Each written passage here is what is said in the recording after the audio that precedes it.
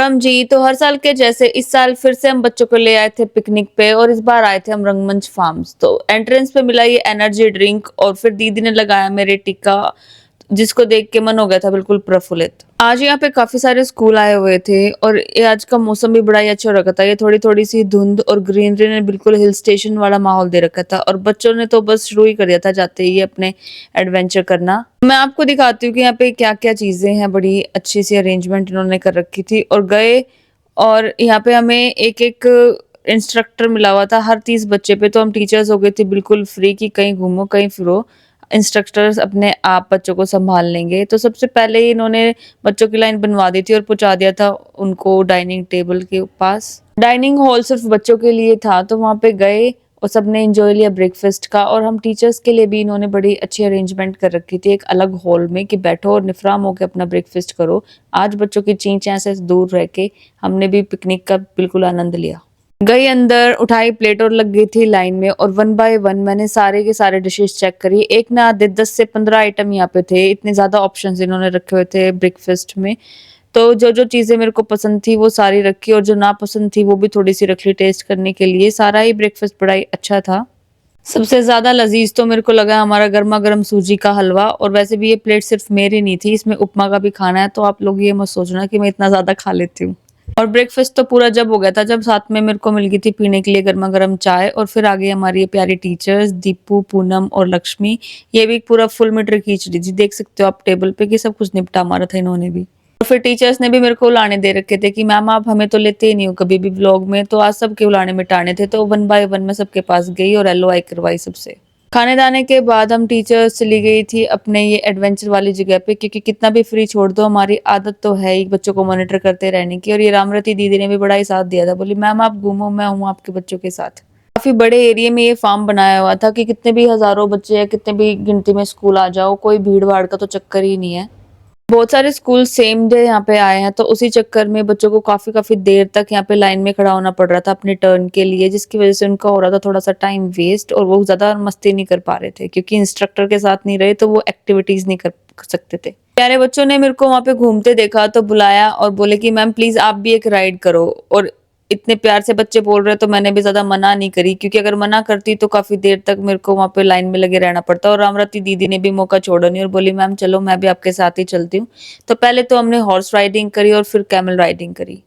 ये सब राइड्स पूरी करके हम बढ़ लिए थे आगे और आगे गए तो दिखा बैडमिंटन कोर्ट। बैडमिंटन खेलने का बड़ा ही मन था मेरा, पर बच्चों ने बैडमिंटन रैकेट दिए नहीं, तो वीडियो बना के वहाँ पे आ गए थे हम वापस और आगे बड़े तो दिखा हमें ये झूला वगैरह और दीदी बोली मैम आप झूला झूलो और सब कुछ छोड़ो। मैंने झूले पे बैठी और दीदी ने मेरे को खूब प्रोत्साहित किया। फिर बोली नहीं मैम आपको झूलना नहीं आ रहा, मैं झूल के दिखाती हूँ। और दीदी दीदी भी पूरी फॉरवर्ड थी झूला झूलने में। ऐसे खतरों के खिलाड़ी वाला शो दिखा दिया था लाइव, क्योंकि देखो आप भी देख के हैरान हो जाओगे कि कैसे खड़े होकर झूले पे झूल रही है।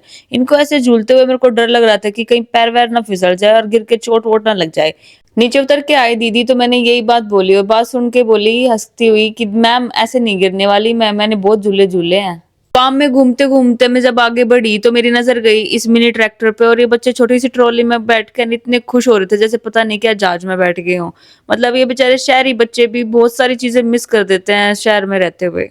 फार्म वालों ने भी बच्चों को खुश करने की कोई कसर ही छोड़ नहीं रखी थी, क्योंकि हम आगे बढ़े तो एक कॉर्नर में ये बहुत सारे पक्षी भी दिखे, जैसे ईमू, अपने मुर्गा मुर्गी, बतख का छोटा सा पॉन्ड बना रखा था। बच्चे इतने खुश हो रहे थे देख देख के कि जैसे आज से पहले तो बतख इन्होंने देखी ही नहीं। बच्चे इन खरगोशों को देख के बहुत एक्साइटेड हो रहे थे और ये बेचारे छोटे छोटे से जीव इन्हें देख कर डर रहे थे, क्योंकि कुछ ज्यादा एक्साइटेड हो रहे थे। हल्ला गुल्ला करते हुए सारे इधर से उधर भाग रहे थे और मौका मिलते ही ट्रैक्टर पे चढ़ चढ़ के एक इसकी राइड ले रहे थे। फिर ये देखो कितनी बड़ी कतार में बेचारे बच्चे खड़े हैं अपनी टर्न में कि कब ये साइकिल पे बैठे और इधर इस पार से उस पार जाएं। तो बच्चों को इधर लाने का बहुत ही ज़्यादा फ़ायदा है, क्योंकि जैसे अंडर वन रूफ सारी चीज़ें मिलती हैं, तो ऐसे ही under within one form इन बच्चों को भी बहुत सारी चीज़ें देखने के लिए मिल गई थी। खेल-कूद, खाने-पीने के साथ-साथ यहाँ पे गाना बजाना भी था और अपनी मेहंदी लगाना भी था और पोट्री भी हमने बनाई। और मेरा ना हरदम से जब भी मैं मटके देखती तो ये था कि क्या मैं भी कभी बना पाऊँगी, और पता नहीं क्या भगवान भी डायरी और पेन लेके बैठता है और मेरे को ये भी मौका दे दिया कि ले चल ये भी अपने मन की तू बात पूरी कर ही ले।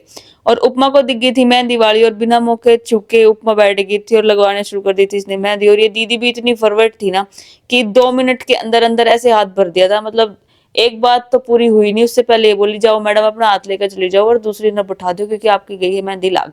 तो उपमा के बाद आ गई थी मेरी बारी और हितांश भी पूरा एक्साइटेड हो रहा था और बिल्कुल पास खड़े होकर ऐसे दिख रहा था जैसे कि इसको तो सारी मेहंदी समझ में आ रही है और बिल्कुल सेम डिजाइन बना देगा।